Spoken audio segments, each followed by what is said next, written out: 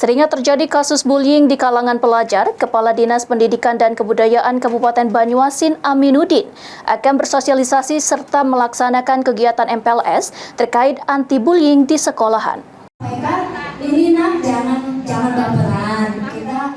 Dalam upaya meningkatkan kesadaran dan mengurangi kasus pembulingan yang semakin marak, saat ini berbagai pihak terlibat dalam langkah-langkah pencegahan yang lebih insentif.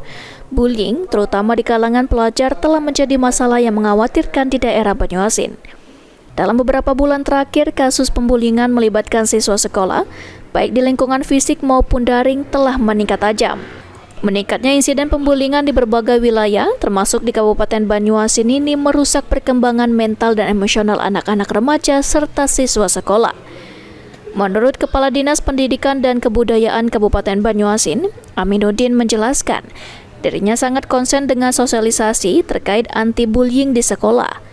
Dinas Pendidikan juga saat ini sedang melaksanakan kegiatan masa pengenalan lingkungan sekolah atau MPLS yang membahas terkait anti-bullying untuk mengajak anak-anak remaja dan siswa sekolah untuk bekerja sama, berteman, dan bersahabat sehingga pembuliingan tidak terjadi di sekolah.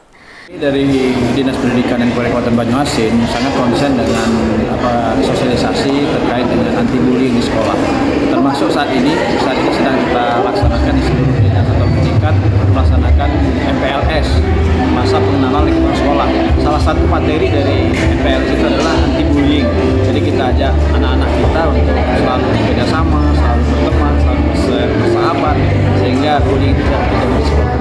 Surya di PAL TV.